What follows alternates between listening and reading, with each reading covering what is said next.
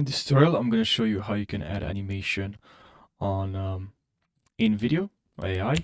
So if you find this helpful, make sure you subscribe for more. I'll really appreciate it. So I'll click on this video. And now on scene number 7, I'm just going to click on this scene. I have the text here. I'd like to add animation to this text. So what I'm going to have to do here, even if you are here in edit, you're going to click on your text, click on animation. And now here we have a section type. We have an animation here. You're going to see like a preview.